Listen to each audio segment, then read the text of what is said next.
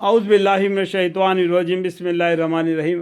اللہ تعالیٰ نے قرآن کے اندر میں ایک قرآن ہے جس میں قصے ہے، کوئی تراشی ہوئی بات تو ہے ہی نہیں، اپنے طرف سے بنائے ہوئے یہ قصے نہیں جو 25 پیغمبروں کے بارے میں قرآن میں بتلایا گیا ہے۔ یہ ہمارے پیغمبر صلی اللہ علیہ وسلم نے اپنے طرف سے بنائے ہوئے قصے نہیں ہے، اس سے پہلے گزر چکے ہوئے گزرے ہوئے زمانوں کے قصے کو کہانیاں بنا کے ہمیں قرآن کے ذریعہ وہی کے ذریعہ بتلا دیا گیا، اس لیے تاکہ تم سمجھ جاؤ۔ کتنا؟ صرف 25 پیغمبروں کے بارے میں بتا دیا۔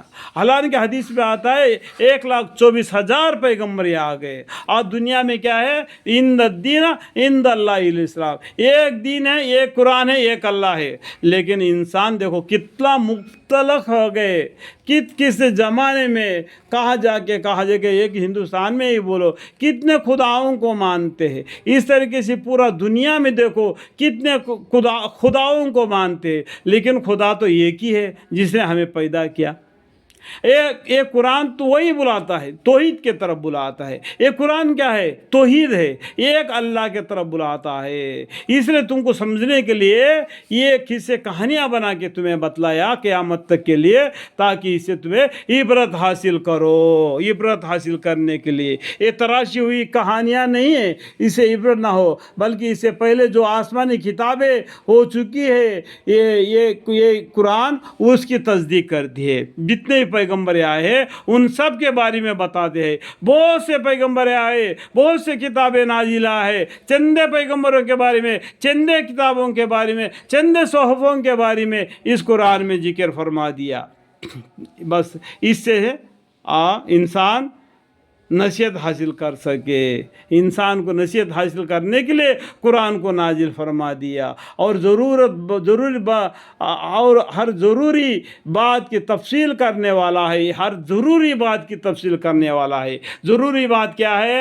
ہمیں نکاح کیسا کرنا، ہم بیوی بچوں کے ساتھ کیسا رہنا، ماں باپ کے ساتھ کیسا رہنا، بڑوں کے ساتھ کیسا رہنا، اللہ کی عبادت کیا کرنا، حقوق اللہ، حقوق البیوی، حقوق اور ماں باپ، حکم اور بھائی بہنوں اور سماج اور گھر بار آجو بازو ان کے سب کے ساتھ کس طریقے سے برتاؤ کر دینا، یہ سب ہم کو قرآن سکھا دیتا ہے۔ اور ساتھ میں قرآن کے بعد میں پڑھنے والی 6 حدیثیں ہیں، ان کو پڑھ لینا بھی بہتر ہے، تاکہ علم پوری طریقے سے معلوم ہو جائے۔ اس کے بعد میں بہشت جیور کر کے ایک کتاب ہے، اس میں مسئلے مسائل آتے ہیں، کیا مسئلہ آیا تو اس کو کس طریقے سے ہمیں فالو ہو جانا۔ ٹھیک ہے، حدیث اچھے ہے تو حدیث اچھے ہے بول کے یہ اگر ایک حدیث کے بارے میں اگر ٹکراؤ جاتا ہے کہ مثلا تو 6 حدیثوں میں بولتا ہے کہ کوئی حدیث بولے گا کہ ہمارے پیغمبر صلی اللہ علیہ وسلم شب معراج میں اللہ کو دیکھا، تو اس میں ہم آپس میں جھگڑنے کی کوئی ضرورت نہیں۔ اگر 6 حدیثوں میں اگر اس طرح کے باتیں اختلاف ہو جاتے ہیں تو آپس میں ہم نے نہیں جھگڑنا، ہم نے قرآن کا معنی کو دیکھنا۔ اگر اسے نہیں سمجھ میں آیا تو بخاری شریف کو پڑھنا، قرآن کے بعد میں جو بخاری شریف کیا بولتا ہے اس پر ایمان لانا۔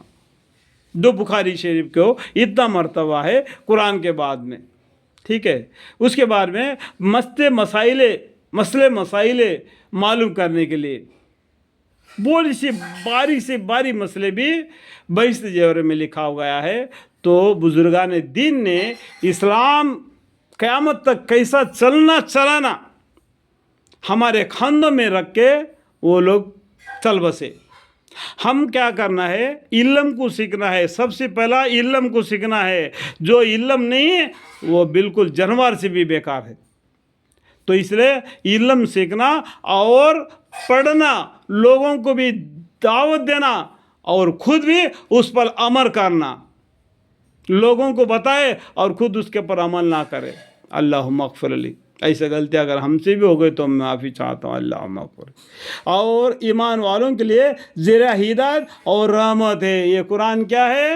وَتَفْصِيلَ كُلِّ شَيْءٍ وَهُدًى وَرَحْمَةً لِّلْقَوْمِ يُؤْمِنُونَ۔ یہ قرآن ایمان والوں کے لیے ذریعہ ہدایت اور رحمت ہے، ہدایت بھی ہے رحمت بھی ہے۔ اللہ کے جنت میں داخل ہونے کے لیے اللہ کی رحمت کی ضرورت ہوتی ہے۔ اللہ کی رحمت کے بغیر کوئی جنت میں جا نہیں سکتا، چاہے کتنے بھی عمل کرے۔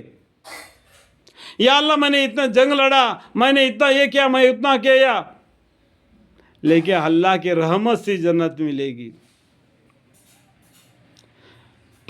ٹھیک ہے، ہمارے اگر ایک گناہ کے بدلے میں اللہ تعالیٰ اگر پکڑ لیا تو ہمیں تباہ اور برباد ہو جائیں گے۔ اس لیے اللہ ہمارے نام اعمال کو سرسری طور پر دیکھ لو، کہ گن گن کے مت دیکھو، سرسری طور پر ایک نظر ڈالو اور ہمارے گناہوں کو چھپا دو، ہمارے نیکیوں کو ظاہر کر دو اور مہربانی فرماؤ، ہمارا نیکی کا پلہ بھاری فرماؤ، ہمارے نام اعمال ہمارے دہنے ہاتھ میں عطا فرماؤ۔